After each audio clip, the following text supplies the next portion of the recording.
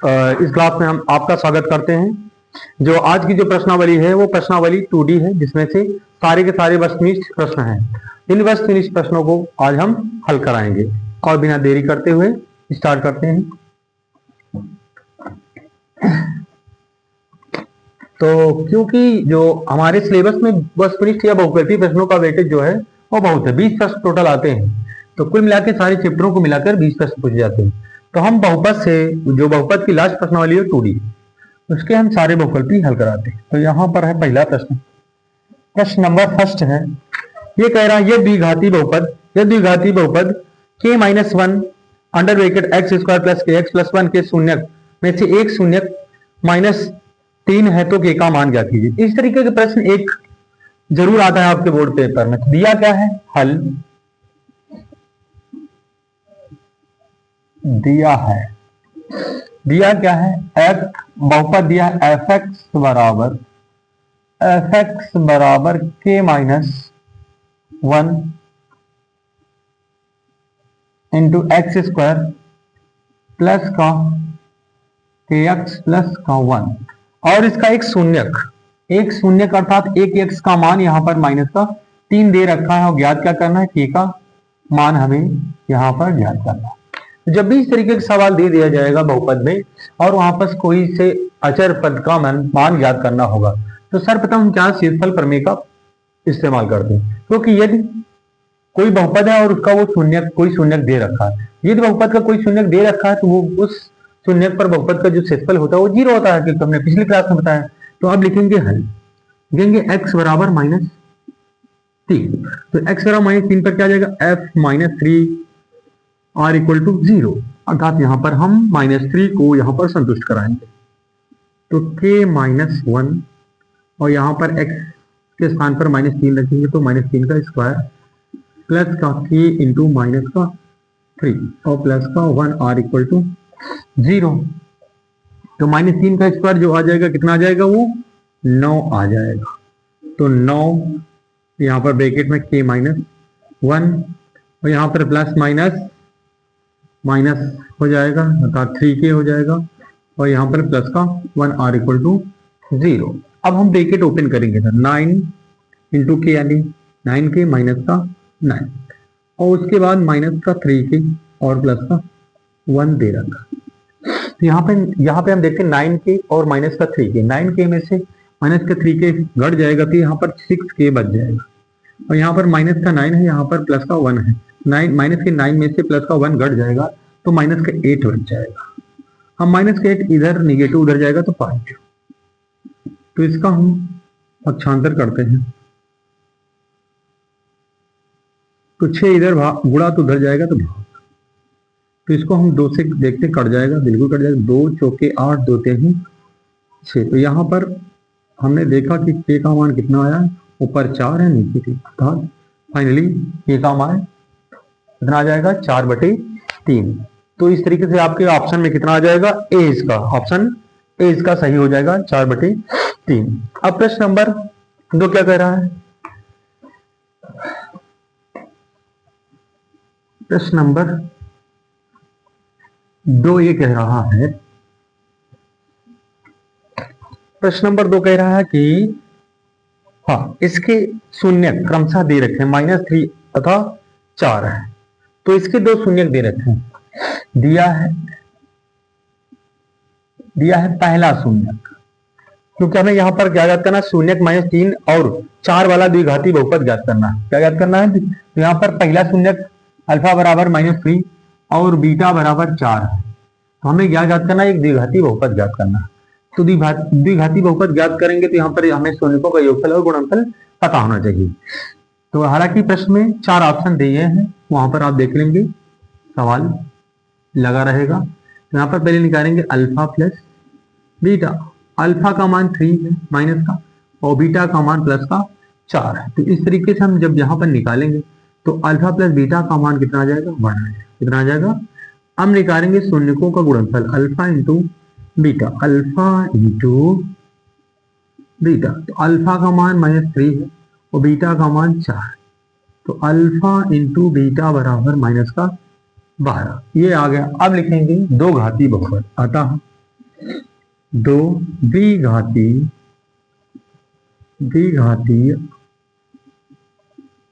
बहुपद, द्विघाती बहुपद F x बराबर क्या आ जाएगा, एक्स स्क्वायर माइनस शून्यकों का योगफल under bracket close into x plus क्या आ जाएगा,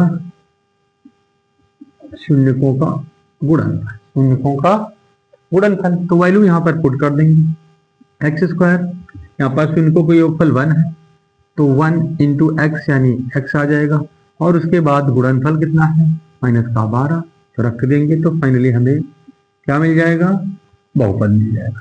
तो इस तरीके से इसका जो आंसर आ जाएगा वो आ जाएगा A option, x square minus x minus 12। अब प्रश्न नंबर तीसरा है, इसका प्रश्न नंबर तीसरा हम देखते हैं,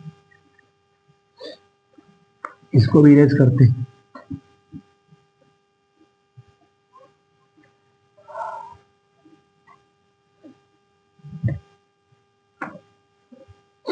तो प्रश्न नंबर 3 कहता है कि यदि द्विघाती बहुपद एक्स स्क्वायर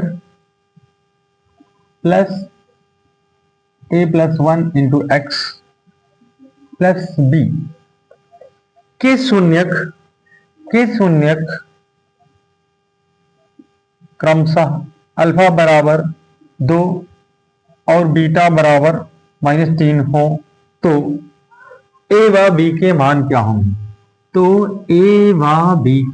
होंगे, अर्थात ए और बी का मान बताना, जैसा कि ऑप्शन में दे रखा है। तो हम निकालते हैं पहले तो शून्यकों का योगफल क्या होता है, शून्यकों का योगफल निकालेंगे। यहाँ पर जो एफ एक्स हम मान लेते हैं, यहाँ पर बहुपद है, क्या है बहुपद, एफ एक्स, लिख देते हैं हल, लिखिए हल, और यहाँ पर एफ एक्स आपका एक बहुपद दे रखा है, ठीक।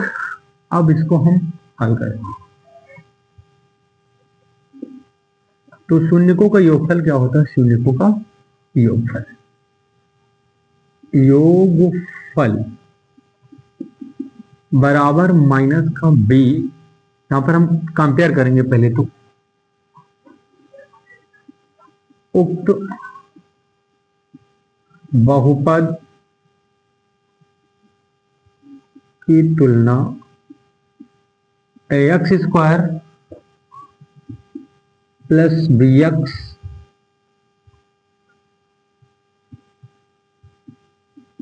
प्लस सी से करने पर। तो हमने यहां पर कैपिटल इसलिए क्योंकि प्रश्न में ही स्मॉल ए का यूज, इसलिए हमने कैपिटल। तो यहाँ पर ए कितना आ जाएगा, कैपिटल ए बराबर 1 आ जाएगा, कैपिटल बी का मान क्या आ जाएगा, स्मॉल ए प्लस 1 आ जाएगा, और कैपिटल सी का मान कितना आ जाएगा, स्मॉल बी आ जाएगा। तो अब हम लिखेंगे योगफल, क्या निकालेंगे, योगफल बराबर क्या होता है। वैसे तो हम यहाँ पर शेषफल प्रमेय का भी इस्तेमाल कर सकते थे, लेकिन कोई बात नहीं, यहाँ आसानी से निकालेंगे यहाँ पे योगफल और गुणनफल का प्रयोग करके। तो योगफल बराबर क्या होता है, माइनस का बी बाई, अर्थात बी का मान कितना है, योगफल क्या हो जाएगा, पहला शून्यक और प्लस दूसरा शून्यक। योगफल बराबर क्या होता है, पहला शून्यक प्लस दूसरा शून्यक, और यहाँ पर b की वैल्यू कितनी है, तो हम देख रहे हैं कि b की वैल्यू a प्लस 1, b की वैल्यू इतनी है, और यहाँ पर a की वैल्यू कितनी, तो a की वैल्यू 1 है, तो रख देते हैं।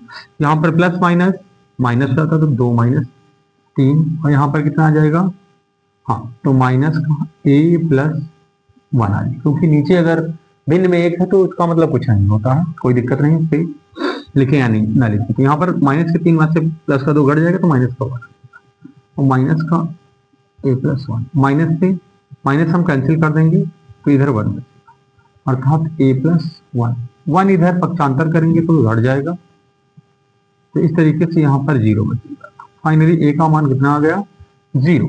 अब हम निकालेंगे क्या, गुणनफल, शून्यकों का गुणनफल, शून्यकों का गुणनफल क्या होता है, शून्यकों का गुणनफल जो होता है वो पहला शून्यक, अर्थात यहाँ पर हम लिख सकते हैं c अपॉन कैपिटल। तो शून्यकों का गुणनफल क्या है, पहला शून्यक उड़े दूसरा, c का मान कितना, कैपिटल b, और a का मान 1। यहाँ पर हम देखते हैं माइनस प्लस माइनस 3 दूनी 6, तो b का मान हमने फाइनली कितना निकाल लिया, -6। अतः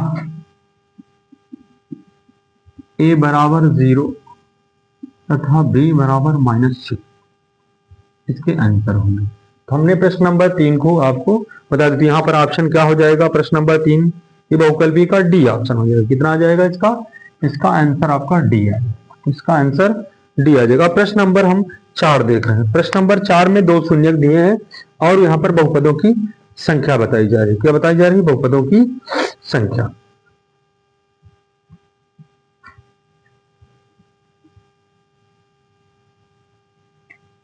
पहले इसको इरेज कर दें।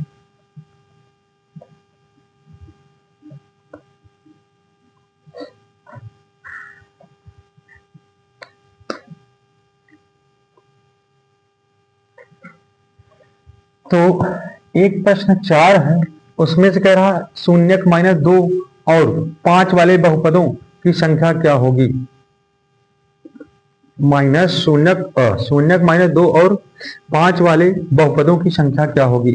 तो कोई अगर एक शून्यक आपका मान ले अल्फा बराबर -2 है और बीटा बराबर 5, तो इन शून्यकों वाले बहुपदों की संख्या कितनी हो जाएगी, तो यहाँ पर 1 हो जाएगी।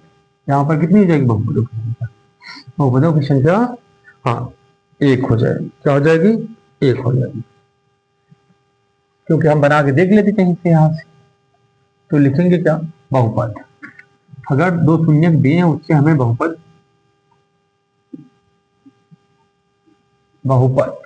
प्राप्त करना है। तो बहुपद के लिए, लेकिन यहाँ पर यहाँ पर पूछ रहा बहुपदों की संख्या क्या हो जाएगी। तो यहाँ पर बहुपदों की संख्या क्या हो जाएगी, एक पद का भी हो सकता है, 2 पद का भी हो सकता है। तो यहाँ पर क्या हो जाएगा, एक पदी बहुपद भी बन सकता है, इससे एक खुद बन सकता है, एक पदी बहुपद इससे भी बन सकता है, दोनों के मेल से भी बन सकता है। तो यानी केवल इससे एक घाती बहुपद बन सकता है, इससे भी केवल एक घाती बन सकता है, और दोनों को मिला देंगे तो 2 घाती बहुपद बन जाएगा। तो इस तरीके से यहाँ पर प्रश्न नंबर 4 का जो आंसर आ जाएगा वो आ जाएगा, यहाँ पर बहुपदों की संख्या कितना आ जाएगा, सी अर्थात 3 हो जाएगा। कितने आ जाएगा इसका आंसर, यहाँ पर शून्यक -2 और 5 वाले बहुपदों की संख्या कितनी आ जाएगी, 3 हो जाएगी। क्या जाएगी, 3 हो जाएगी। तो अब हम देखते हैं प्रश्न नंबर 5। प्रश्न नंबर 5,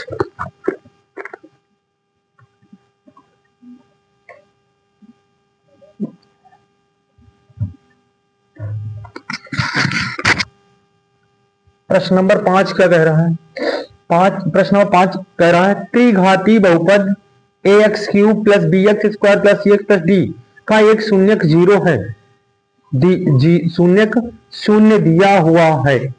अन्य दोनों शून्यकों का गुणनफल क्या होगा। तो कोई बात नहीं, यहां पर पहले लिखेंगे हल दिया है। दिया क्या है, एक त्रिघाती बहुपद fx बराबर ax³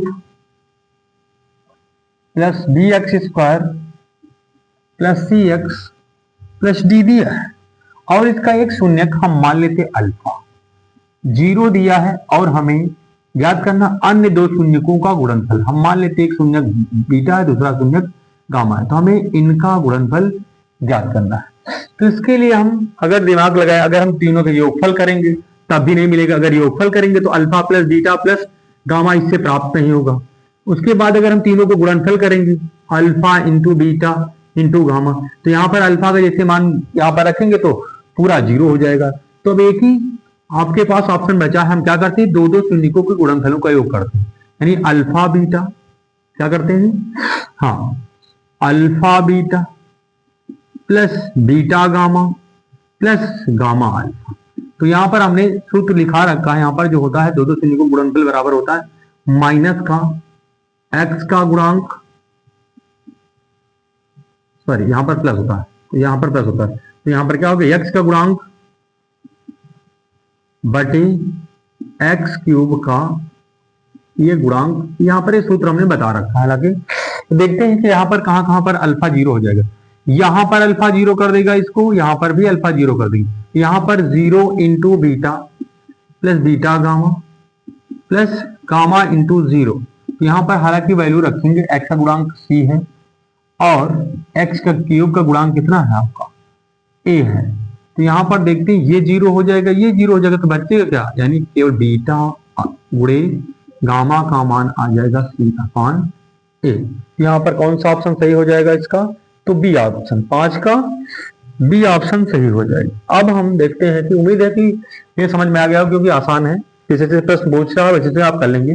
तो प्रश्न नंबर 5 क्या है, त्रिघाती बहुपद ax cube plus bx square plus cx plus d का एक शून्यक 0 है और अन्य दो शून्यकों के गुणनफलों का मान क्या करना। तो अन्य दो शून्यक क्या है, बीटा और गामा, इनके गुणनफल का मान c अपान a आ जाएगा।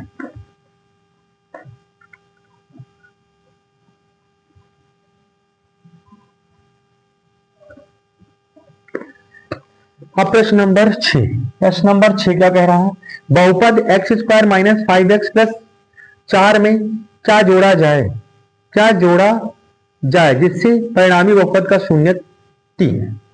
तो यदि किसी बहुपद का शून्यक 3 है, यदि किसी बहुपद का शून्यक 3 है तो हम क्या करेंगे, पहली बात तो x बराबर 3 पर हम निकालेंगे रिमाइंडर। वही रिमाइंडर हमें क्या करना पड़ेगा, जितना आएगा उतना ही जोड़ना पड़ेगा। इस तरह के सवाल थोड़ा टेक्निकल है, ध्यान देना इसको। क्या है बहुपद, यहाँ पर बहुपद क्या है, बहुपद है आपका एक्स स्क्वायर माइनस का 5x प्लस का 4, ये आपके पास दे रखा। और पूछा जा रहा है इसमें क्या जोड़ा जाए, इसमें क्या जोड़ा जाए जिससे परिणामी बहुपद का शून्यक 0 हो जाए।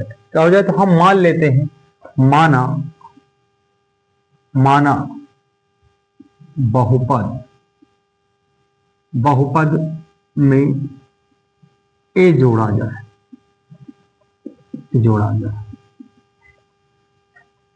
तो अब अगर इसमें हम a जोड़ देते हैं तो इसका शून्य क्या हो जाता है, तो जोड़ा जाए तो क्या हो जाएगा, बहुपद क्या आ जाएगा, तो बहुपद क्या आ जाएगा, तो बहुपद आपका जो आ जाएगा, सॉरी थोड़ा सा अच्छे से लिखते हैं थोड़ा, हाँ तो क्या आ जाएगा, तो बहुपद जो आ जाएगा, तो बहुपद fx बराबर कितना है, एक्स स्क्वायर माइनस का 5x प्लस का 4 और प्लस का a।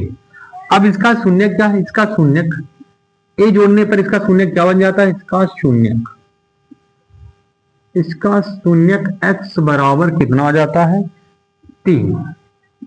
तो हमें a का मान ज्ञात करना है, यानी हम क्या जोड़े कि इसका शून्य एक 3 हो जाए, तो वही हम निकालेंगे। तो x बराबर 3 पर क्षेत्रफल प्रमेय लगा देंगे। तो अगर यह 3 इसका शून्य है तो क्षेत्रफल क्या आएगा, 0, अर्थात f3r इक्वल टू 0। यही शून्य x बराबर 3 पर हम रिमाइंडर 0 दिखाकर क्या है a का मान निकालेंगे। तो यहाँ पर रखेंगे, तो x के स्थान पर रखेंगे 3 का स्क्वायर माइनस 5 इंटू 3 प्लस का 4 प्लस का ए आर इक्वल टू 0। यहाँ पर 3 तरफ का 9, 3 बचे 15 आ जाएगा और प्लस का 4 प्लस का ए आर इक्वल टू 0। तो ये 9 4 11 माइनस का 15 और प्लस का ए। अगर हम माइनस के 15 में से 11 प्लस वाले घटा देंगे तो यहाँ पर माइनस का 2 बच जाएगा। तो यहाँ पर -2 निगेटिव, यहाँ पर 2 निगेटिव उधर जाएगा तो पॉजिटिव। तो हमने फाइनली निकाल लिया है कि fx में क्या जोड़ा जाए कि इसका शून्यक 3 हो। तो यहाँ पर हम अगर हम इस बहुपद में कितना जोड़ दें, 2 जोड़ दें तो क्या जाएगा, इसका रिमाइंडर 3 आ जाएगा। तो फाइनली इसका आंसर क्या हो जाएगा, हाँ आपका सी ऑप्शन कितना आ जाएगा, सी ऑप्शन में आपका ये दे रखा। इस तरीके से अगला प्रश्न नंबर 7 है। प्रश्न नंबर 7 और प्रश्न नंबर 8 पर ध्यान दें। प्रश्न नंबर 7 और प्रश्न नंबर क्या है, प्रश्न नंबर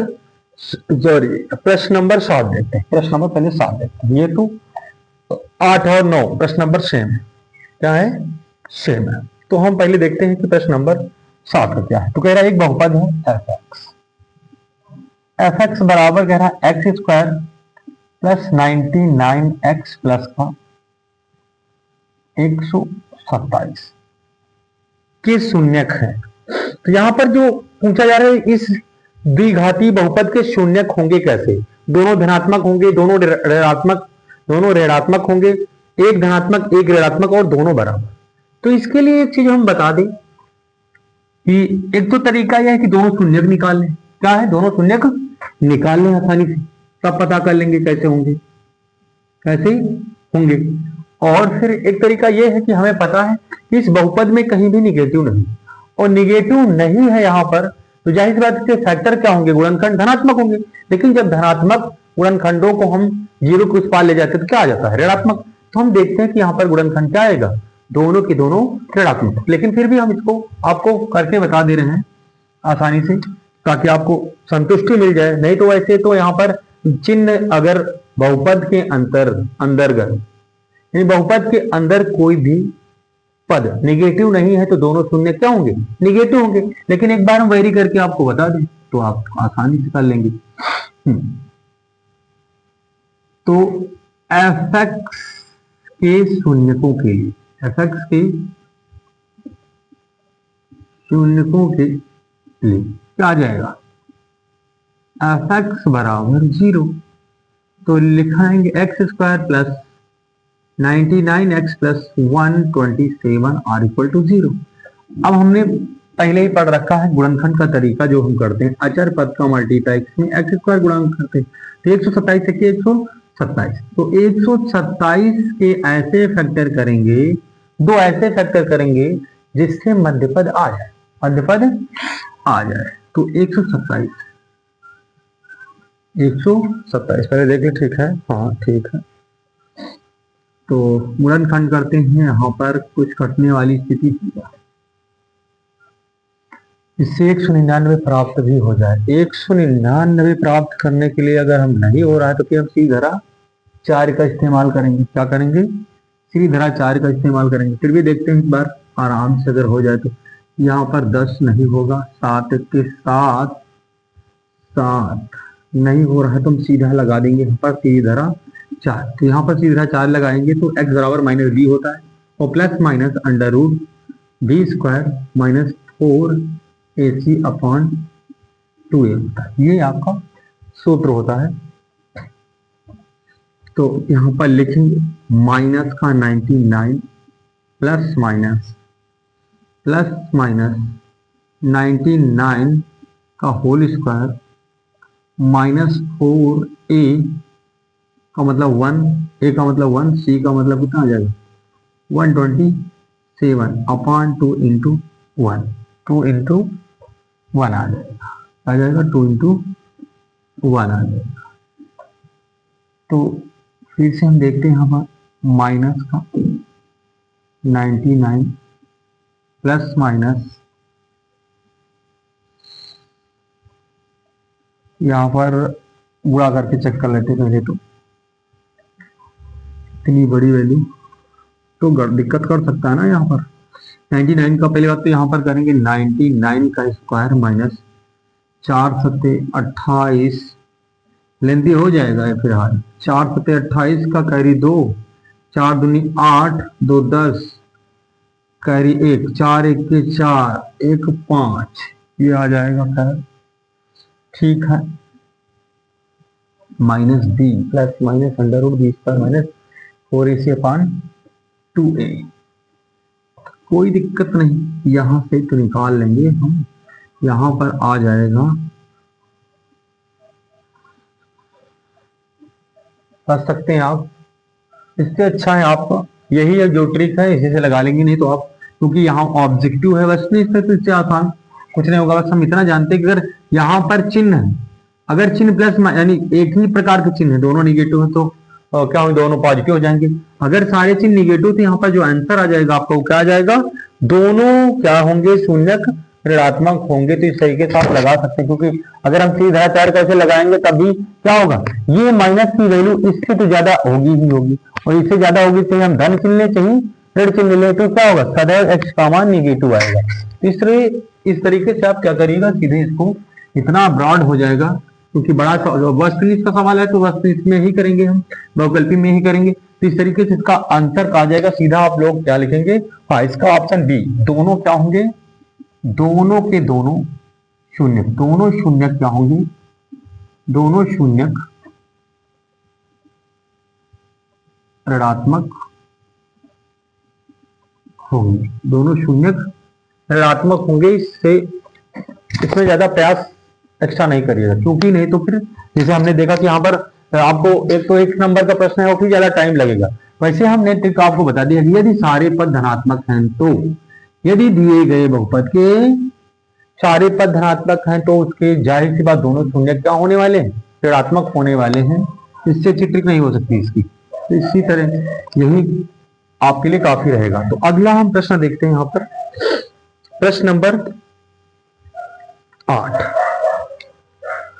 प्रश्न नंबर 8, प्रश्न नंबर 8 क्या है, प्रश्न नंबर 8 क्या है, एक द्विघाती बहुपद है। एक द्विघाती बहुपद क्या है, एफ एक्स। एफ एक्स क्या है, एक्स स्क्वायर प्लस के एक्स प्लस के एक्स प्लस के, और के डज नॉट इक्वल टू 0 के शून्यक हैं, के शून्य। हाँ, तो द्विघाती बहुपद, द्विघाती बहुपद एक्स स्क्वायर प्लस के एक्स प्लस के, और के डज नॉट इक्वल टू 0। अगर 0 नहीं, के का मान 0 नहीं है, ऋणात्मक भी हो सकता है धनात्मक भी हो सकता है। तो यहां पर हम क्या कर सकते हैं, पहली बात, अगर हम के का मान धनात्मक रखेंगे तो दोनों शून्य क्या आ जाएंगे, दोनों शून्य ऋणात्मक आ जाएंगे। और यदि हम निगेटिव रखेंगे तो क्या हो सकता है, तो यहाँ पर क्या हो सकता है, अगर यहाँ पर निगेटिव रखेंगे तो एक धनात्मक एक ऋणात्मक, तो यहाँ पर लिख सकते हैं हम दोनों धनात्मक नहीं हो सकते। अर्थात हम क्या लिख सकते हैं, क्योंकि यहाँ पर के का मान 0 के बराबर नहीं है, तो यहाँ पर क्या होगा आंसर इसका, ए ऑप्शन। क्या दोनों शून्यक, दोनों शून्यक, क्योंकि अगर यहाँ पर के का मान 0 के बराबर नहीं, अर्थात 0 के बराबर नहीं, तो अगर ये 0 से बड़ा हो जाता के का मान, अगर हम स्थिति में 0 नहीं है तो 0 के बराबर होगा, तो सॉरी 0 के बराबर नहीं है तो 0 से बड़ा हो सकता है या 0 से छोटा हो सकता है, 0 से बड़ा या 0 से छोटा। लेकिन अगर 0 से बड़ा हुआ तो दोनों शून्य क्या हो जाएंगे, अर्थात शून्य क्या हो जाएंगे, यहाँ पर निगेटिव हो जाएंगे। लेकिन अगर 0 छोटा हुआ तो यहाँ पर क्या हो जाएगा, आपका जो शून्यक हो जाएंगे वो आपके एक शून्यक धनात्मक या ऋणात्मक, तो वही हम लिखेंगे दोनों शून्यक क्या हो सकते हैं, दोनों शून्यक, यहाँ पर अंतर आ जाएगा, दोनों शून्यक धनात्मक नहीं हो सकते, दोनों शून्यक शून्यक धनात्मक नहीं हो सकते, धनात्मक नहीं हो सकते, नहीं हो सकते हैं। तो ये आप लिख देंगे पर्याप्त, क्योंकि हमने पिछले ही बताया है। कंडीशनल सवाल, अगर यहाँ पर के डज नॉट इक्वल टू, यानी अचर पद को 0 के बराबर ना दिखाया जाए, तो यहाँ पर शून्यक जो कहना है कि दोनों शून्यक पहली बार धनात्मक नहीं हो सकते, यानी धनात्मक एक धनात्मक एक ऋणात्मक हो सकता है। तो यहाँ पर प्रश्न नंबर 9 इसी प्रकार का, प्रश्न नंबर 9 क्या कहता है, ये द्विघाती बहुपद इतने इतने, हाँ, यदि द्विघाती बहुपद, आपकी बात क्या लिखा, a x square plus B x plus c, और फिर इसके बाद c does not equal to c दे रखा है। यहाँ पर क्या देखा, यदि द्विघाती बहुपद a x square plus B x plus c और c does not equal to 0 के शून्य बराबर है, क्या है, इसके शून्य हमें क्या दे रखा है, बराबर है, क्या है, बराबर हैं, तो ए और सी क्या होंगे, विपरीत चिन्ह के होंगे, सी और बी विपरीत चिन्ह के होंगे, सी और ए एक ही चिन्ह के होंगे, सी और बी एक ही चिन्ह के होंगे। तो यहां पर कहा जा रहा है कि इसके शून्यक एक ही हैं, तो एक ही है, तो अर्थात दोनों शून्यक क्या है, बराबर है। तो बराबर है, तो हमने द्विघात समीकरण में भी हमने पढ़ रखा है यहाँ पर कि अगर इसके शून्य के लिए हम दिखा दें एफ एक्स बराबर 0, एफ एक्स बराबर 0, तो हम यहाँ पर लगा सकते हैं formula A x square plus B x plus C are equal to 0। तो यहाँ पर हम दिखा सकते हैं क्या, यहाँ पर हमने पढ़ा है B square minus 4ac are equal to 0, कब, जब द्विघाती बहुपद या द्विघाती समीकरण के शून्य क्या होते हैं, बराबर होते हैं या मूल बराबर होते हैं। तो यहाँ पर लिख सकते हैं हम बी स्क्वायर बराबर 4ac, तो इस स्थिति में क्या होंगे, हाँ, तो 9 का क्या आ जाएगा इसका आंसर, हाँ, ये द्विघाती बहुपद x square plus B x plus c में c does not equal to 0 तो के शून्य बराबर हैं तो क्या होगा? सी और ए एक ही चिन्ह के होंगे, सी और ए एक ही चिन्ह के होंगे, यहाँ पर सी आंसर आ जाएगा क्योंकि सी और ए के एक ही चिन्ह होंगे तभी यहाँ पर वर्गमूल निकलेगा, नहीं तो इसका वर्गमूल नहीं निकलेगा, निगेटिव आ जाएगा। तो यहाँ पर क्या आ जाएगा इसका आंसर? सी ऑप्शन आ जाएगा, सी और ए के एक ही चिन्ह होंगे। उसके बाद प्रश्न नंबर 10 क्या कहता है? प्रश्न नंबर 10 क्या कह रहा है? तो प्रश्न में क्या कह, यदि यदि एक्स स्क्वायर प्लस ए एक्स प्लस बी, यदि एक्स स्क्वायर प्लस सॉरी यदि एक्स स्क्वायर प्लस ए एक्स प्लस बी के रूप के एक द्विघाती बहुपद का एक शून्यक दूसरे शून्यक का ऋणात्मक हो, एक शून्यक दूसरे शून्य का ऋणात्मक हो, तो इसमें से क्या होगा? इसमें से कोई रैखिक पद नहीं होता है, तो वो तो बिल्कुल सही है। इसमें से कोई भी रैखिक पद नहीं होता है तथा अचर पद ऋणात्मक होता है। क्या होता है? उसके बाद इसमें से बी ऑप्शन क्या है? इसमें कोई रैखिक पद नहीं होता है तथा अचर पद धनात्मक होता है, अचर पद धनात्मक होता है। तो यहां पर आपका आंसर जो आ जाएगा वह क्या आ जाएगा आपका? हाँ, इसमें कोई रैखिक पद नहीं होता, तो ये तो सही है कि यहाँ पर क्योंकि द्विघाती बहुपद है तो रैखिक पद नहीं होगा, बिल्कुल सही। तथा अचर पद ऋणात्मक होता है, तथा अचर पद ऋणात्मक होता है। और उसमें से बी ऑप्शन में इसमें कोई रैखिक पद नहीं होता, बिल्कुल, क्योंकि द्विघाती बहुपद है तो यहाँ पर क्या हो जाएगा? रैखिक पद होगा ही नहीं। अचर पद धनात्मक होता है, तो यहाँ पर ऑप्शन ए आ जाएगा, ऑप्शन ए आ जाएगा। इसमें कोई रैखिक पद नहीं होता तथा अचर पद ऋणात्मक होता है, अचर पद ऋणात्मक होता है, तभी ऐसा होता है कि एक शून्य दूसरे शून्य का ऋणात्मक हो। अब प्रश्न नंबर 11, प्रश्न नंबर 11 है कुछ फिगर, कुछ फिगर।